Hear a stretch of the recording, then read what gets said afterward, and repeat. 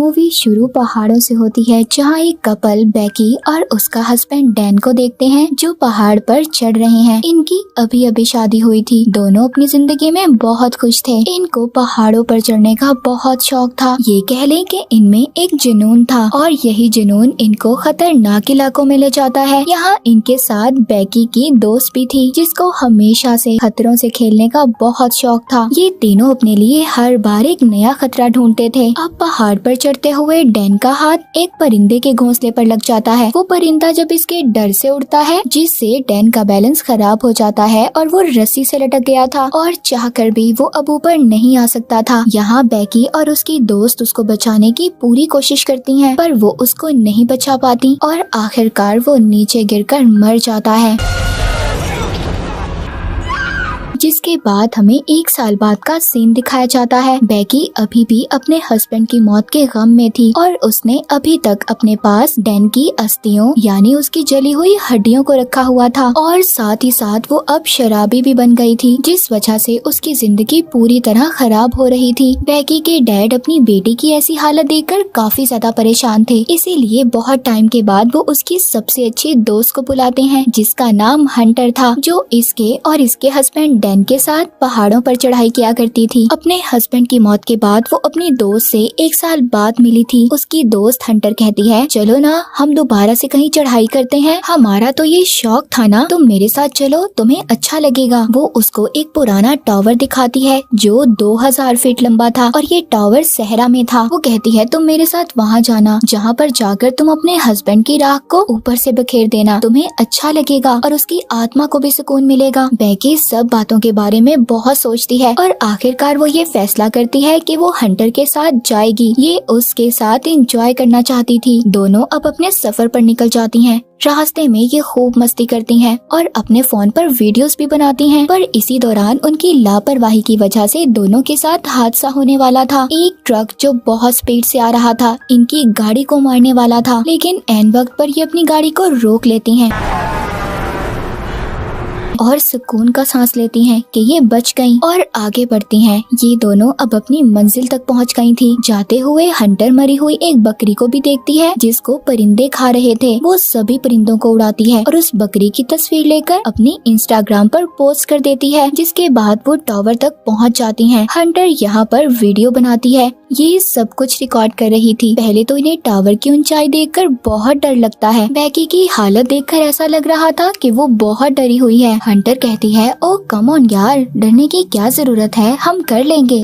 Let's do this. वो अपने आप को रस्सी से बांधती है और बेकी को भी। फिर ये ऊपर चढ़ना शुरू करती हैं, लेकिन बेकी ऊपर चढ़ते हुए सब महसूस कर रही थी। पुराने जंग लगे टावर और उसकी सीढ़ी की आवाज जब ये ऊपर चढ़ रही थी। बेकी को डर तो लग रहा था, पर वो ऊपर चढ़ती रहती है। काफी ज्यादा ऊपर चढ़ने पर हंटर उसको बताती है कि हम आधे टावर पर चढ़ चुके हैं, यानी कि उन्होंने 1000 फीट को पूरा कर लिया था। वो इतनी ऊंचाई पर चढ़ गई थी जितनी आईफल टावर की ऊंचाई हो। यहाँ पर हवा भी बहुत तेज चल रही थी क्योंकि ये बहुत ज्यादा ऊंचाई पर थी और इन्होंने एक सीढ़ी को भी पकड़ लिया था। हंटर कहती है, बस थोड़ा सा दूर, हम लोग जल्दी अपनी मंजिल तक पहुंच जाएंगे। पर बेकी जब नीचे देखती है कि वो इतनी ऊपर आ गई हैं, उसको डर लगने लगा था। इस बात पर हंटर सीढ़ी को हिलाकर उसके साथ मजाक भी करती है, जिससे वो बहुत डर जाती है। मगर अब आहिस्ता आहिस्ता इतने ऊंचे टावर पर ये दोनों चढ़ गई थी, लेकिन इसी दौरान इस टावर की सीढ़ी का एक पेंच निकल जाता है जो इन्हें नहीं पता चलता। ये तो अपनी खुशी मनाने में लगी हुई थी। हंटर अपना ड्रोन कैमरा निकालती है और सब कुछ रिकॉर्ड करती है। बेकी भी अपने दोस्त के साथ खुश थी, पर हंटर यहाँ पर नहीं रुकती। वो टावर से लटक जाती है और बेकी से कहती है कि मेरी तस्वीर बनाओ, और साथ ही साथ वो बेकी को भी ऐसा करने का कहती है। उसे डर तो लग रहा था, पर अपने डर पर काबू पाते हुए वो हंटर की बात मान लेती है और लटक जाती है और लटक कर वो भी तस्वीर बनाती है, जिसके बाद हंटर उसको गले लगा लेती है। यहाँ पर बेकी अपने हस्बैंड की राख को हवा में उड़ा देती है। अब इसको कुछ सुकून मिला था और दोनों उसके बारे में याद करने लगती हैं। जब सब कुछ खत्म हो गया था, ये वापस जाने का फैसला करती हैं। ये अपना सारा सामान पैक करती हैं। बेकी जैसे ही अपना बैग लेकर नीचे उतरती है, पुराने टावर की जंग लगी सीढ़ी टूट गई थी। बेकी लटक जाती पर हंटर ने किसी न किसी तरह उसे ऊपर खींच लिया था। पर बैगी का बैग नीचे टावर के एंटीना पर लटक जाता है, जिसमें इनका ड्रोन कैमरा और खाने पीने का सामान था। वो अब इनकी पहुंच से दूर हो चुका था। बैगी घबराने लगती है। दोनों अपना फोन भी चेक करती हैं, पर यहाँ ऊंचाई पर फोन में सिग्नल्स ही नहीं थे। तभी उनको टावर पर से एक फ्लेयर गन और दूरबीन मिलती है। हंटर कहती है, अभी इसका हमें क्या फायदा, हम इस वक्त अगर गन को चलाएंगे भी तो क्या फायदा होगा। बैगी थोड़ा घबरा जाती है जब वो देखती है कि उसकी टांग पर जख्म हो गया था। हंटर उसको पट्टी बांधती है। अब ये दोनों करती भी तो क्या करती, उधर ही बैठकर व्लॉग अपनी वीडियो को खत्म करती हैं। कुछ घंटों के बाद हंटर दूरबीन से देखती है उधर थोड़ी ही दूर एक गाड़ी खड़ी है। ये लोग उन्हें मदद के लिए नहीं बुला सकती थी। तभी हंटर अपना फोन चेक करती है। जो पोस्ट इसने मरी हुई बकरी की थोड़ी देर पहले की थी, उस पर लोगों के लाइक और कमेंट्स थे। मतलब उस वक्त जमीन पर सिग्नल्स थे।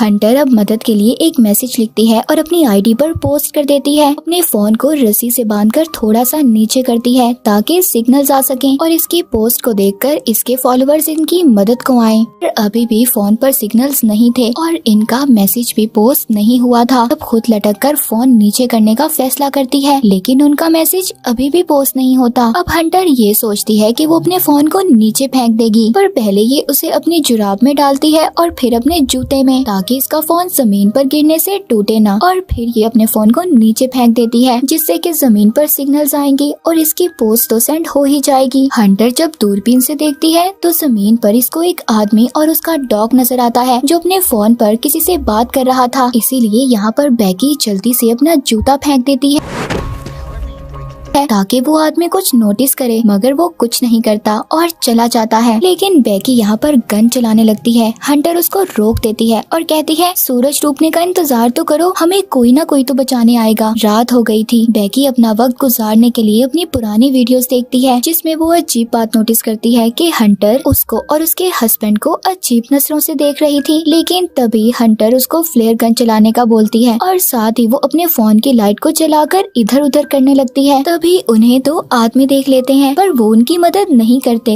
कि ना ही वो उन्हें साफ नजर आ रही थी। जाहिर सी बात है वो इतनी ऊंचाई पर जो थी। उल्टा वो आदमी उनकी गाड़ी चुरा कर भाग जाते हैं। अब यहाँ पर रात को ये सोने की कोशिश करती हैं। हंटर नीचे गिरने वाली थी, पर बैगी उसको बचा लेती है। तभी वो उसकी टांग पर बना हुआ एक टैटू देखती है, जिस पर 143 लिखा हुआ था। और यहाँ पर बैगी को याद आता है वो जब भी अपने हस्बैंड डैन को आई लव यू बोलती थी, वो जवाब में उसको 143 बोलता था। यहाँ पर बैगी को ये बात पता चल गई थी कि उसके हस्बैंड और उसके दोस्त का आपस में रिश्ता था और अब हंटर के पास भी कोई और दूसरा रास्ता नहीं था। वो बैगी को अपने और उसके हस्बैंड के बारे में सब कुछ बता देती है। बैगी ये सब सुनकर अजीब सी सोच में थी। हंटर उससे माफी मांगती है, लेकिन इसी दौरान बैगी अपने बैग को देख रही थी, जिसमें उसका ड्रोन और पानी भी था। हंटर कहती है, मैं जाऊंगी उधर तक तुम्हारे बैग को लेने के लिए। अब वो टावर के चारों साइड पर एक हुक डालती है और रस्सी से खुद को बांधकर लटक कर बैग लेने जाती है, पर अभी भी वो बैग तक नहीं पहुंच पाई थी। अब हंटर क्योंकि शुरू से ही न डर थी, इसीलिए वो रस्सी को छोड़कर एंटीना के ऊपर कूद जाती है और बैग ले लेती है। हालांकि अब रस्सी उससे दूर थी, लेकिन वो बैग से सेल्फी स्टिक को निकालकर उसकी मदद से बैग को रस्सी बांध देती है। अब वो एक खुद लंबी छलांग लगाती है, जिससे वो रस्सी को पकड़ लेती है। आहिस्ता आहिस्ता उसे पकड़कर वापस ऊपर चढ़ती है, मगर एकदम रस्सी उसे छूट जाती है और वो नीचे गिर जाती है।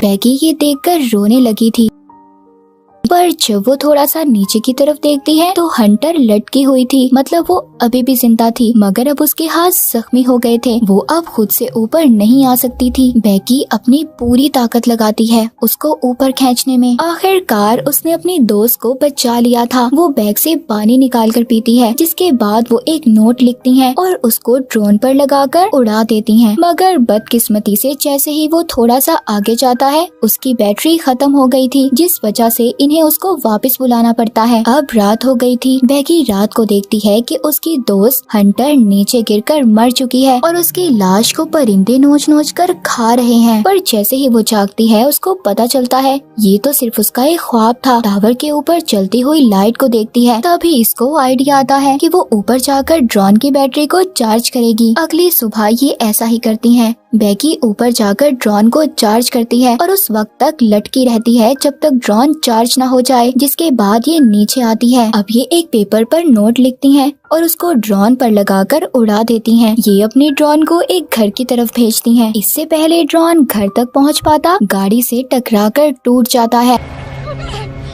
ये यहाँ पर एक दिन इसी उम्मीद में गुजार देती हैं कि कोई इनकी मदद के लिए आएगा। बेकी की हालत बहुत ज्यादा खराब हो चुकी थी। अब वो एक दिन भी यहाँ नहीं गुजार सकती थी। तभी वो हंटर से उसका जूता मांगती है ताकि वो अपने फोन को नीचे फेंक सके दोबारा से मैसेज लिखकर, क्योंकि उसके पास कोई और दूसरा रास्ता नहीं था। पर हंटर उसको मना कर देती है। यहाँ पर हमें पता चलता है कि हंटर तो उसके साथ ही नहीं, वो तभी नीचे गिरकर मर गई थी जब वो बैग लेने के लिए गई थी। और बेकी का सिर्फ एक ख्याल था कि हंटर उसके साथ है ताकि वो खुद को अकेला महसूस ना करे। जब वो नीचे देखती है तो उसकी दोस्त हंटर की लाश परिंदे खा रहे थे। बेकी अब बहुत ज्यादा रोती है। अपने डैड के लिए एक मैसेज रिकॉर्ड करती है, एक आखिरी मैसेज। उसको भी अब ये उम्मीद नहीं थी कि वो बच पाएगी। अब सुबह हो जाती है। एक दिन और गुजर गया था। तभी एक परिंदा उसकी टांग पर निकलता हुआ खून देखकर उसे खाने आ जाता है। बेकी उस परिंदे की गर्दन तोड़कर उसे कच्चा खा जाती है,